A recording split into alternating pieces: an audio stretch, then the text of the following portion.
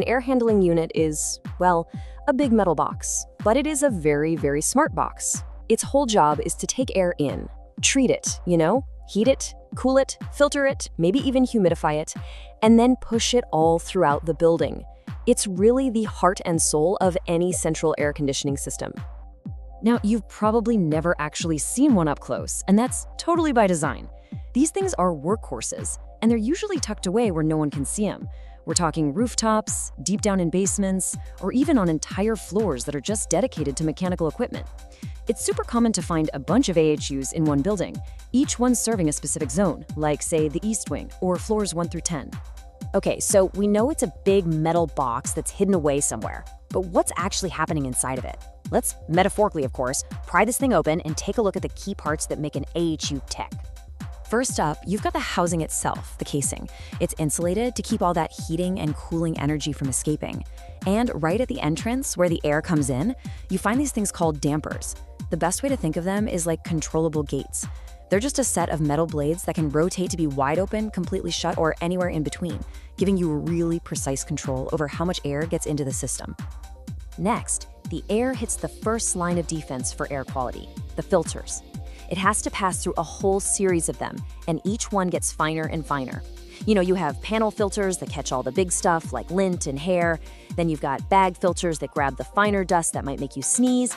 And in really critical places like a hospital operating room, you'll find HEPA filters. These things are so effective they can literally trap bacteria and viruses. Pretty incredible. So once the air is clean, it's got to be the right temperature, right? That's where the coils come in. These are basically just heat exchangers. In the winter, you've got hot water or steam running through the heating coils to warm the air up. And in the summer, chilled water or refrigerant flows through the cooling coils to cool it down. And a neat little side effect of the cooling coil is that it also dehumidifies the air, because moisture from the air condenses on its cold surface. But how does all this perfectly treated air get where it actually needs to go? Well, that's where the fan comes in. This is the real engine of the whole unit.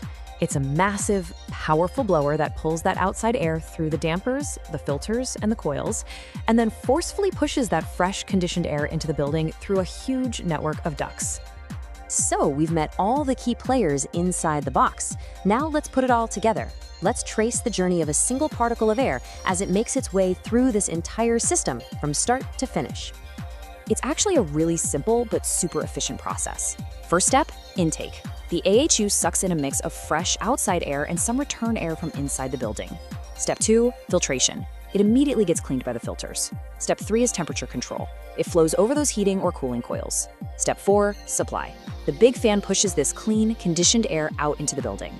And finally, step 5, the return fan pulls that used air back, vents some of it outside, and mixes the rest with fresh air to save a ton of energy. It's this continuous, life-sustaining loop. Now, as you can probably imagine, the needs of a small office building are way different from a gigantic hospital or factory. So it makes sense that AHUs are not one size fits all. They are highly, highly customizable. One of the most fundamental design choices comes down to a really simple question. Where do you put the fan? In what's called a draw-through unit, the fan is at the very end, so it pulls air through all the components. This is awesome for getting even temperature distribution. Then you have the blow-through unit, where the fan is right at the beginning, pushing the air over everything.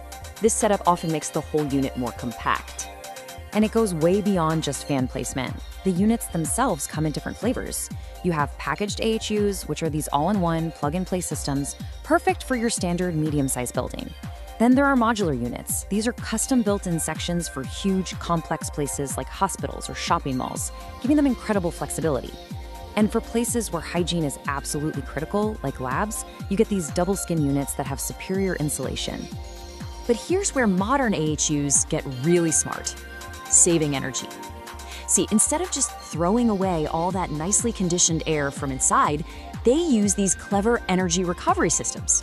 A heat wheel, for instance, is this big rotating wheel that can grab warmth from the air being exhausted in the winter and transfer it to the cold, fresh air coming in. This slashes the amount of energy you need, which means huge cost savings and a much smaller carbon footprint for the building. So let's zoom back out for a second. We've seen what they are, we've seen how they work, but why does any of this really matter?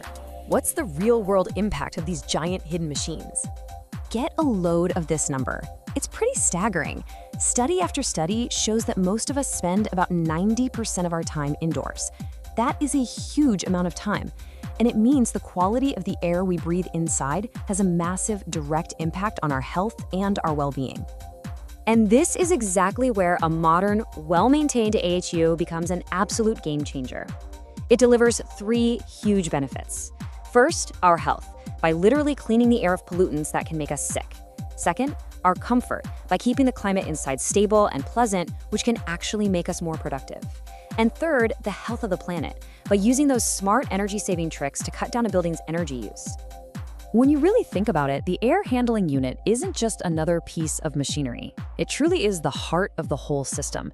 It's the central, vital organ that makes the spaces where we live and work not just comfortable, but healthy too. Kind of makes you think, doesn't it? The most critical systems are often the ones we never even see. From the AHUs on the roof to the complex water systems under our streets, our world is quietly run by these hidden giants. So the next time you walk into a building and the air feels just perfect, you'll know exactly what's working hard behind the scenes. It begs the question, what other invisible systems are shaping our daily lives? Thanks so much for tuning in.